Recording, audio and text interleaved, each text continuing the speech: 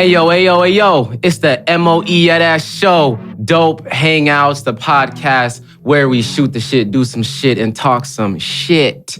I go by the name of Simo from More of Everything Media, where no one's got us like us. And speaking of no one's got us like us, I live it and I mean it. In the building today, we have a man who's a DJ, an MC. He wrapped up 2019 with heavy numbers with his songs Bad One and Bread and Butter. We've got DJ GinJar in the building. What's up, man? How you doing? Good, my man. Welcome to the Hangout. Appreciate you for coming. This is long past due, right? Right. No, thanks for having me, man. I'm glad we got to hook up. Yes, sir. Yeah, because, when we see each other, it'll be at the venues, it'll be at the showcases. Nice and You're quick. holding it down. Yeah, just like, hey, man, what up? You got USB? All right, man, I'll see you. Right, yeah. And that's usually how it is, man. When I'm DJing, I'm working. And I try to say hi to everybody. Yeah. But usually I have to wait until they come to the booth and Because that's your job, right behind the turntables, my man. So of course, that's where a lot of people can find you, man. You have jumped around a lot of the dope venues around Vegas, kept it real at the open mic scene, just supporting the indie artists, my dude. So with DJing right now, where are you residing at right now? Do you have a special residency? Or are you kind of still picking your place? I'm still picking and choosing. The only thing that I do regular now is Club Lit. I'll do the showcases up there. Yeah. I used to do every Monday I was at Human Experience, and then I did that for 3-4 years straight every Monday. Oh yeah. And then so I would see 50 acts on Monday, do a showcase at the end of the week, see another 30. So I was, and that's how I kept up with what's going on in the city, because I would see 80 to 100 acts a week. And that's where we first met. Yeah. I was gonna bring up Human Experience, because I came here, moved here 2016. So you were DJing there before at Hop Nuts Brewery, Human Experience. Yeah, I started at Hop Nuts, and then we went to Ninja Karaoke. Yeah, shout out to Ninja Karaoke, and shout out to Club Lit, man. Yeah. I'm glad that place is still prospering and doing well. It's a dope venue. Yeah. What changed over there? I haven't been over there in a minute. What changed? I heard Which one? Some Club Lit. I heard Club Lit? The way it looks on the inside now. Yeah, they gutted it, and then they just redid all the seating and stuff like that. So it's a little more wide open. Yeah. Yeah. Okay. It's not bad. Okay. So as you're moving around, I want to talk about the origin of DJ GinJar. First off, your name, man. Right. Your name. I feel like it's sort of like you're embracing a little bit of something. You're just kind of putting that out there when you call yourself GinJar, because what does it sound like? Right. Yeah. So, if you can't tell, I got red hair. And so, that's been a joke my whole life. So you know what I'm saying? Everyone makes fun of gingers. We got freckles, we ain't got no soul, we can't go out during the day. I mean, it's fucking South Park. Oh my gosh. It's true. Come on. The majority of it's true. But you don't have a soul? No. Depends on who you talk to. But no, GinJar came about. I was in a group with my best friend, and we were kind of deciding. We were kind of towards the end of the group, and we were kind of deciding what we were gonna do. He was gonna, go get married, start a family, do his thing, and I was like, shit, man, what am I gonna do? And I was like, I'll DJ. Why not? And we were chilling at the apartment, probably drinking a little bit. And he was like, man, if you're gonna DJ, you should go by GinJar. 1, because you're redheaded, and 2, you like to drink. And I was like, okay, yeah, let's do it. And then it just kind of stuck. Really? Yeah.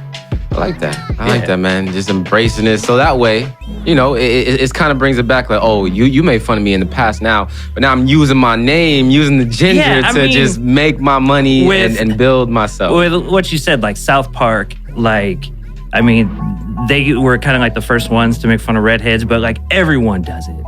Even I do it. I see we're talking orange hair, carrot top, pale, vampire looking with freckles. Yeah. I'm cracking a joke. You have to, Yeah. But it's love. It really is. Yes, sir. Yeah. No, I like that, man. I like that you truly just took it on, man. Full-fledged. Out there on the open. You have to. Yeah. If you don't own it, and you let it get to you, then it's just gonna ruin your day, man. Yeah. Life's too short for that. Yeah. Now, when you started DJing, what was your first gig? I did My first gig. I did the Las Vegas Showgirls Female Professional Football League. Oh, wow. Yeah. I did their home games. I was terrible. Really? Yeah, I was terrible. what was the biggest the mess up that you did specifically there? You know, was it just music selection or kind of just fading in? No, what was it? Music selection is probably like the easiest part. Okay, right? You know what's popular. You have Billboard charts to tell you what people like, right? Real talk. And you can look out in the crowd. You're like, okay, this is a hip hop crowd, or this is a pop crowd, this is whatever, right? Like that should be easy. I couldn't blend.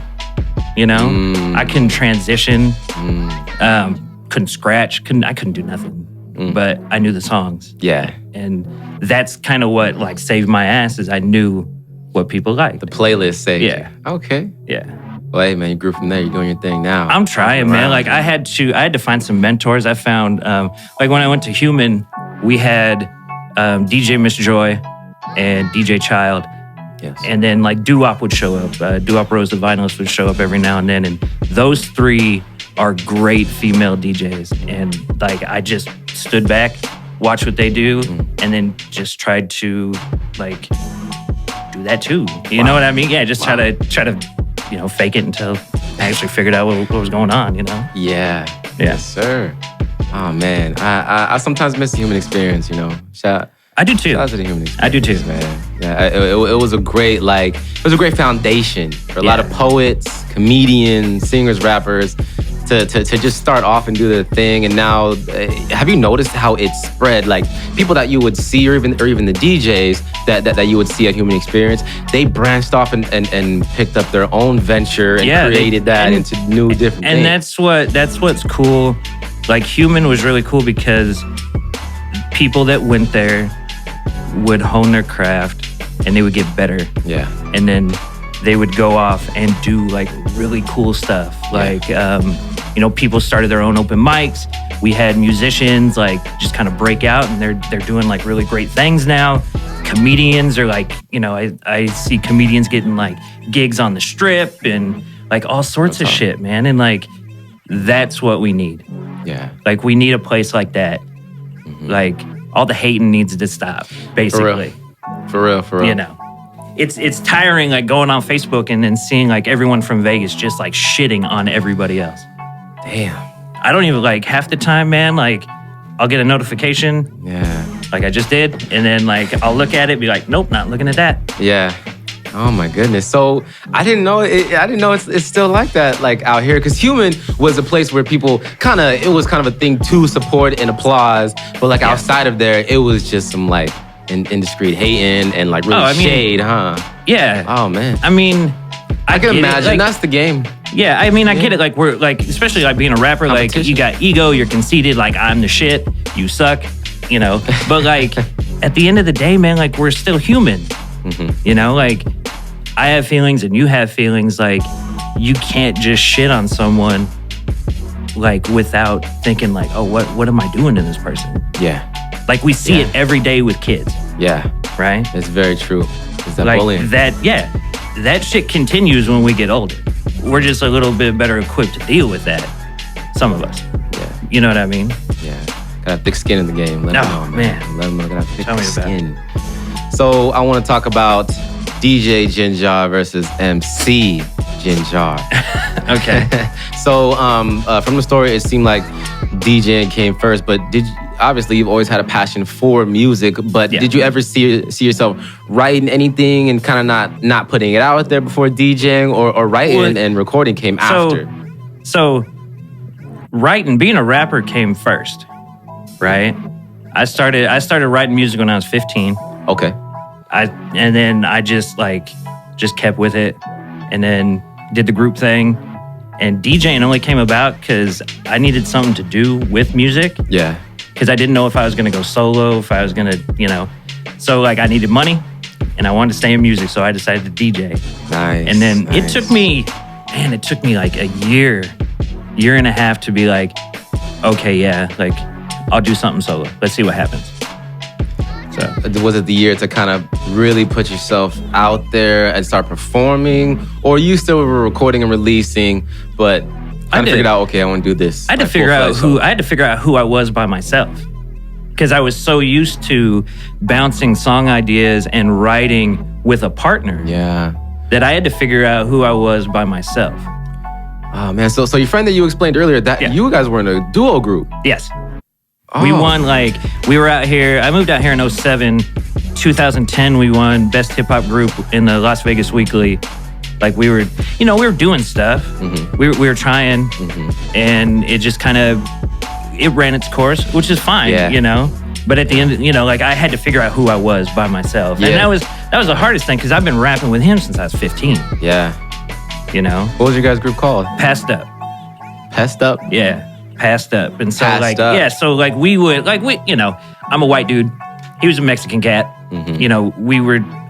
We would just do things a little bit different. We'd come out, we'd have masks on, and we just did a whole bunch of stuff. Yeah. You ask some OGs, they'll know who we are. A lot of the young cats that are out right now, I don't even mention it, because they don't know. Oh man. Yeah. Oh, maybe do anything for a minute. So, but I know how it feels, especially when I first started, I was part of a duo group as well, man. We found it more fun, more relaxing, more to just kind of put out that content, do our thing. Yeah. And it's kind of like when, life happens, people just separate. That's just the way the course goes. As you get older, it starts to turn into, me, it turned into a little oh man, all right, now it's time to grind hard. This is okay, low-key a struggle. Did you feel you say you had to do it by yourself, so it was sort of a struggle. Did you feel a little bit of a little bit of disappointment in him? Did you guys still talking to this day? Yeah, I mean, we still talk, we're still friends and stuff. And I was disappointed. I didn't see myself going on without him. Yeah. Because from day one it was me and you. It's gonna be me and you. Yeah. Yeah. This is it. Till we make it big. Yeah. Whatever. And then and I think that's why it took me a while, because I had to go through the stages of oh shit, this is over. Oh shit, what am I gonna do? And now I'm here. And just doing whatever the hell I want to do. Mm-hmm. And I'm sure he supports you. Yeah, right? He does. Yeah, and that's the difference between being in a group and being by yourself. I would bounce ideas off of him, and we would kind of do a democracy kind of thing, vote on it, whatever. Now I'm by myself, and I just do whatever the hell I want to do. Nice. Yeah. Pros and cons too. Yeah, of course. No waiting for another verse or something like that, unless you're still doing features. But now, like you said, you're here now. Yep. And you are currently still signed to Jahma Records, correct? Yeah. Jahma, am I saying that right? Jahma. Yeah. Jahma Records, man. Tell me how that journey started and how it's going so far, because I know they've been getting you a lot of different events, even more public events. I've seen you at the middle schools, and you went to some elementary schools and performed, right? Yeah. Man, that is a great tactic. That is because who's making stuff poppin'? The youth right now. You saw how Lil Nas X went to the elementary school singing Old Town Road. Yeah, he didn't even have to sing that song. They were gonna sing that for him. Yeah, that's a good tactic. Doing it for the kids is fun. Yeah. They go crazy. Crazy. That's a good thing. We've done elementary schools, middle schools, rec centers, we've done all that. But Jahma, I was in Oklahoma, and I graduated from college, and my boy hit me up, and he was like, hey, come out here. I met a music guy. We might have a shot to do this. And I was like, okay. Nice. So I graduated. Next day, I was driving out here. Paid my, Really? You took a road trip? Yeah, paid the security bill off, made sure the apartment was straight. And then I just came out here. And then I met Ken, who is the owner of Jahma. And he was like, yeah, if you guys want to do something, let's do it. And I've just been with them ever since. That's awesome. Yeah. So is it, of course, it's, I noticed it's a mix of things, agents, management. What does Ken do specifically for you right now? And who is the one that books you, the shows? So Lynn Lumpkin is... Shout out to Lynn. Shout out to Lynn. She's my manager. Mm-hmm. And then Ken, he's just the guy. Okay. He's probably more business oriented and just an advisor. I'll go to him with ideas and be like, hey, is this shit? And real he's feedback. Yeah, and he'll tell you, he'd be like, no, that's a good idea, or yeah, just throw that away. Don't do that. Yeah, interesting. And so it's a good balance, because you can go to either of them, depending on what you need. you know? And so it's a good setup. I like it. That's a good deal. Yeah. Management and mentorship. Yeah. Yeah, I think that's what a lot of artists need. A lot of artists say that they don't need those things, but in some cases, if you're in a good deal, if you sign something that's legit, right, I think it could be really beneficial. Yeah, it can be. Not all labels are the devil. You know, like we always hear that. We hear like majors are the devil, but like you have to realize what you're signing too. Yeah. How about read it? Yeah. How about read what you're signing? How about get somebody to help you? Like as soon as they send that contract over, you give it to a lawyer. You let him go over it. You know, a lot of the artists don't know. I just had to explain this to somebody the other day. A lot of artists don't know that those major deals, they want to sign something so quick and get that advance. Yeah. And advance, tell me if I'm right or wrong, an advance is a lump sum that you have to pay back to the label, correct? Yeah. And they're taking things off of everything you make, every deal you sign, every money you make. You have to remember, like that advance is for you to record, shoot your videos, do your promo with, your studio time. Like that's just to get you started. You still got to pay that back, and they're gonna take their cut. Your manager's gonna take your cut. Your lawyer, like. There's a lot of people that are getting a piece of that pie. Yeah. So you got to make sure at the end of the day, if you sign that deal, that you're okay with the piece that you're going to get. Yeah. You know what I mean? Tell them. Yeah. Sheesh. I know. It's rough. we can go down a rabbit hole with that one. Oh, man, yeah. All day. I love talking about the industry. But what I do notice as well in your music, you keep it clean, but that gives you more opportunities to go to the middle schools, to the rec centers, the elementaries. Now, is that also something that you... that you kind of agreed with, or was that something that they were like, hey, this can bring more opportunities, so we have to keep it clean in certain singles that you want to release and push all over? So when I first started with Jahma, they were like, hey, we're gonna try and get you in school, so we need something clean. And that was when I was with the group, and it was rapping without cussing should be easy. Right?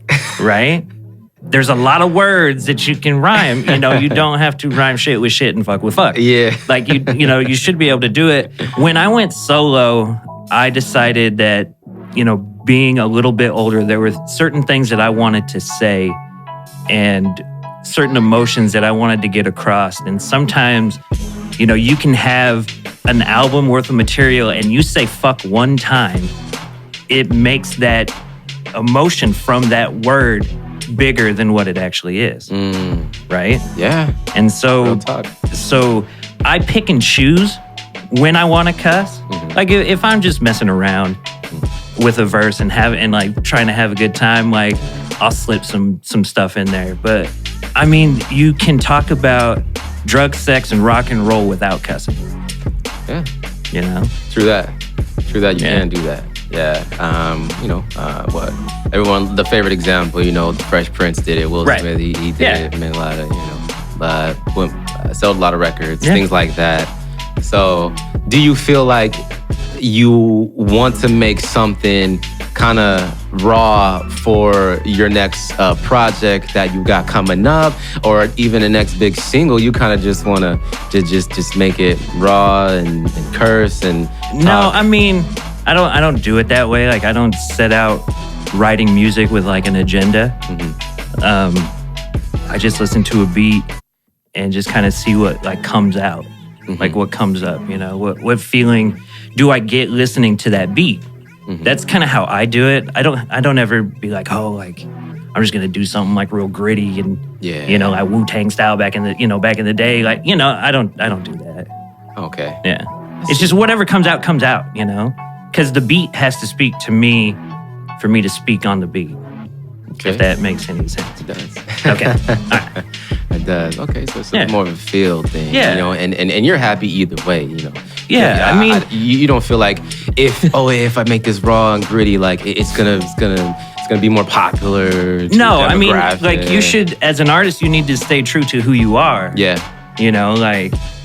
Like if you, I mean, you look at me like I'm, kind of dressed like a rocker a little bit. I got the mohawk when I spike it up. Like, if I come out talking about like trapping, standing on the corner, you know, dealing and shit, like, you're gonna look at me and be like, what the hell is this white kid doing? Like, you know what I mean? So like, at the end of the day, you got to keep it true to yourself.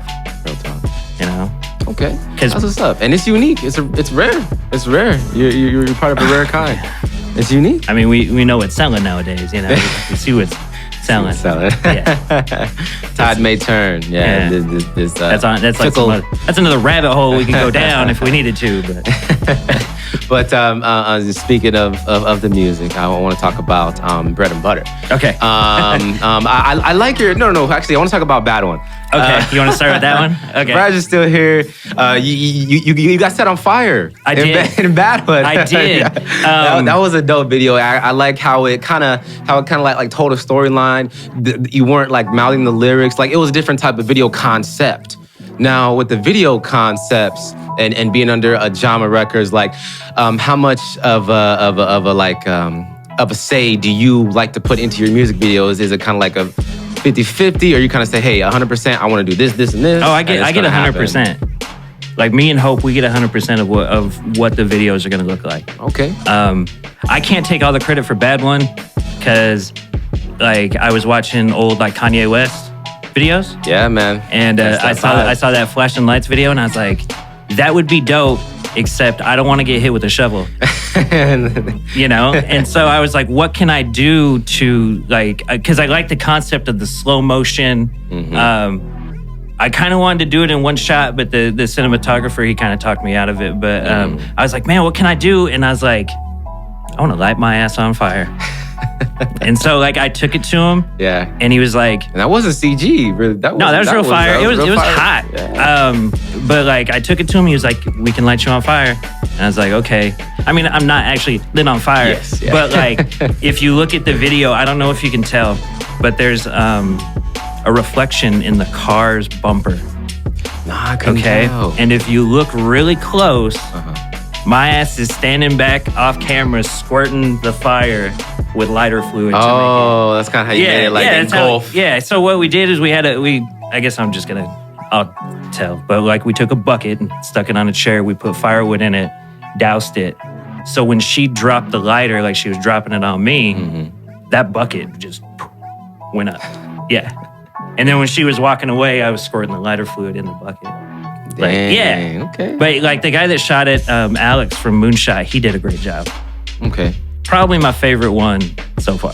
Yeah, that was a great video. Yeah, I really like the concept. And even in the comments, somebody said that they give them the flashing lights vibe. I mean, because I love Kanye from back in the day.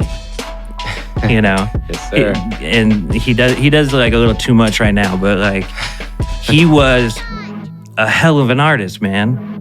And when that video came out, I remember when that video came out, I was like, damn, that's dope. And like, I just wanted to kind of pay homage a little bit, but still make it my own, you know? Get a little rocker chick out there and see what happens. Yeah, she did a great job too, man. She slapped the shit out of me. Like that, the take in that video is a slow-mo take, and we shot it at normal speed, but she was going slow motion. Because we tried to do like a slow-mo take, shooting it in slow-mo, but she had to really slap me. Right? Yeah. Oh, man. She got me. She didn't catch my cheek. I think I would have been fine if she caught my cheek, but she got me like up here, like close to the ear. Oh, yeah. Oh, man. She like rattled some teeth. I was like, I was just like, nope. I was like, cut. Like, I couldn't even react. I was like, dude, I was in pain. Oh, you had to cut it? Yeah. Well, that's that take. That one take. Yeah, I know, man. Like, it was... And she felt so bad, too. But she did good though. She did really good, you know, screaming at you and just, you know, keeping that character. Yeah. And that made me want to ask you really quick as well. It seemed like the Bad One and then that video, your lyrics compared to it seemed like there's sort of like a toxic relationship and something that you do like with these women who kind of well, no, I mean, kind of have this vibe to them. The song itself, I wasn't trying to like portray like a bad relationship. I was my thought was like she, you know, like she's out of my league. You know, she a bad one. She knows it. I know it. She's out of my league. but isn't that why we do music? So we can, get chicks out of our league, right? But when I shot the video, like I didn't want to do the cliche hip hop stuff of here's a half naked girl in lingerie, and then I'm like spitting my game and shit. Like, look at me, I don't have game. Like, I know this. Like, it's not gonna come off right. And so, like, when I do videos, like, I don't want to always do what is normal to hip hop. See. Yeah. Okay. And that's kind of what I did with like bread and butter and stuff, and because I just think it's been done. Yeah, I like that, man. That's why I wanted you to come by, because speaking of bread and butter, right. I did see at the end of the video you said, in the video, in the video you played a role where it said you had a sign, you're on the street that said starving rapper. What did the sign say? It said starving rapper, anything helps. And then you're literally walking through the street shooting a video, taking donations, and those donations got sent to the Jimi Hendrix Foundation at the end. Yeah. That was sick, man. And so what a lot of people don't know is when you're with Jahma, you have to pick a charity. Oh. And part of whatever you sell goes to that charity. And so I picked the Jimi Hendrix Foundation. They do a lot of great stuff. Like they train going. I know, yeah, right. But no, they do a lot of great stuff. Like they put music back into schools. Nice. Which needs to be there. Hell yeah. Just but with the bread and butter, like what I wanted to do is I was kind of poking a little bit of fun at hip hop videos, right? Because what do they have? They have money, jewelry, and drinking. Yeah. And so, with bread and butter, I wanted to portray like I had these things, right? And if you look real close, the money is fake. And it's fake on purpose. Like you can see like the big red stamp from the Chinese prop money. The Chinese manufacturer, and so I was sitting here, trying to think of like what can I do? Like I like making people laugh, like, and so if I can do that, I was thinking, man, what would be funny? Like if I'm standing out here with all this money, and then I was like, well, what if it cuts to me and I'm standing on the corner begging for money? Wow. Yeah. That's a good twist. Yeah, why not? And I did. I stood out there for 45 minutes. Okay. Collecting cash. Okay. I mean, it wasn't a lot. Like we weren't on like a super busy street. Like usually what people would do is they would see the sign, I'd be holding it, and I'd point at it. And then I'd point at them to let them know that, hey, we just made eye contact. Like, you got to do something now, And they would just like laugh, which is good for me. Yeah. I'll take that. Yeah. But yeah, I mean, I think we made only like $15. I don't even think it was that much. Hey, still went to a good cause. Yeah, though. Just in a way, Yeah, because in Spain and in real life, these real guys out here, they stand 24 hours out there and make a certain amount of money. But they make a lot of money. So for that video, man, I'm glad that you did it like that, because it was kind of like like you said, kind of like a contradiction to what you're rapping about. Made it fun, entertaining, right. And it was really good. I appreciate that. Thank you, man. Thank you for taking the time to watch it. But I mean, you have to like realize like I look at the situation that I'm in. I'm not balling by any means, and I'm okay with that for right now. But like I can't sit in front of a camera and be like iced out and with all these chicks, and I can't do it, Yeah. Like it don't work for me. Yeah, if it don't work, don't do it. Right. That's what these artists need to know. If it don't work, don't do it. Yeah. Now, as we close this thing out, my man, okay. I wanna go ahead and jump into something that may bring back some memories, because for the people who may not know, man, what year was this? It was 2017.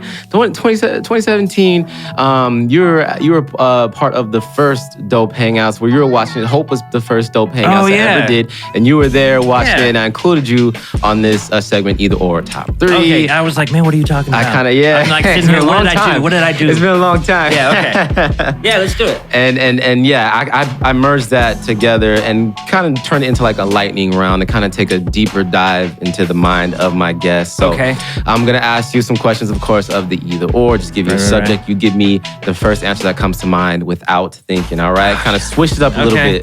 Can't have multiple choice or anything. Switch it up a little bit. Multiple choice. right. We can do this. We can do this. Yeah, a little similar. So, Okay. DJ GinJar, it's like a hot or cold. Okay. Like hot or cold? Yeah. Does he like it hot or cold? Cold. Coffee or tea? Coffee. This one is rapping or DJing. Rapping. Ooh. Books or audibles? Audibles. This is easy. iPhone or Android? iPhone all day. Grow up, people. Get an iPhone. I'm deleting that right now. Everyone says iPhone. Why is that even a question anymore? I don't know. Like, I don't know, you know? I don't know. That's iPhone. what's up, though. Yeah. That's right. Complain. That's right. Do you prefer a phone call or text? Text. Yeah, just text me. Twitter, Instagram, or Snapchat for your preferred Instagram. social media. It's Instagram? Instagram. Yeah. They basically, got all the traits of It's the same both shit. other social medias. It is the they got same the shit. traits. Okay, what is DJ GinJar's pet peeve? My biggest one is like when technology doesn't work the way it's supposed to. Like we depend on you so much, you got one job. Do your damn job. Smart tools making it hard, right? Exactly. Jesus Christ. Okay, I see. Yeah. What does DJ GinJar find oddly satisfying? I don't know. Time alone. That's solitude. Yeah. Okay. Driving in the car by yourself, man. All right, so this last one, I want you to go ahead and give me like a brief summary of the reason why you would pick either or, okay? If you had the choice, you had the ability to only do one, choose one only. If you could end world hunger or find the cure for cancer, what would you choose? Yeah. That's fucked up. That's a good question, man. Shit. Okay. little trip up on that last. I know, right? You always end it with that one? Yep. Okay. I think I would do world hunger. Why? Because there's just so many like third world countries, right, where people are not getting just the essential things to survive, right? They're not getting food, water, and shelter. And if you could, hopefully, like water's kind of thrown in there with the food, with hunger, and that would take care of two things. At least that would help out a little bit. You know what I mean? So I would go with hunger. I feel it. Right? I feel it, man. I get to know a little bit more about my guests when I ask those questions, man. That is a terrible question, man. That's a stumper. I like that. That was good. Okay. Awesome, man. Well, hey, I appreciate you for coming to the Hangout. Like I said, it's been long past due, my man. Right. Good to see you still prospering, doing your thing out here in Vegas and moving through the motions, through the struggles, man, just finding yourself and your sound, my dog. Thank you for having me, man. Yes, sir. So, the last part, the floor is yours, my man. Go ahead and let the people know anything that we didn't get a chance to catch up on or what's coming up next, and let the people know the end goal for DJ GinJar. Okay, so the place where you can find me, I'll talk into the camera, right? The place where you can find me is djginjar.com. That's DJGinjar.com. Of course, all social media, DJ GinJar, spelled the same. And then the only thing we got coming up, man, is we have a ton of music coming out in 2020. I have every month there is going to be something new. All I can tell you is the first single is going to come out in March. So be on the lookout for that. Yeah. And you could stay on the lookout for us at www.moreofeverythingmedia.com. Once again, I go by the name of C Mo, and if you haven't noticed yet, I don't know if you noticed anything a little different. I'm clouded different today. I got the Got Clout hoodies on. This just released. A lot of my people got the exclusive pre-orders, but I have these now from sizes S to XXL on the moreofeverythingmedia.com website. Just go to the Got Clout tab. You can get your Got Clout hoodie. It's still cold out here, so you got to stay fresh and warm at the same time. Also, too, man, if you're peeping this on YouTube, man, hit that like button. Hit the subscribe button. Go ahead and comment, man. Interject on anything that we talked about today. And if you don't do any of the stuff that me and DJ GinJar nicely asked you to do, We don't give a fuck because we still gonna be out here doing our thing for the love of it, for the love of creating. And also to all the younger demographic fans that love DJ GinJar, excuse his curse words today, all right? Excuse them today, but we appreciate you. Thank you so much for watching. This is Simo signing out.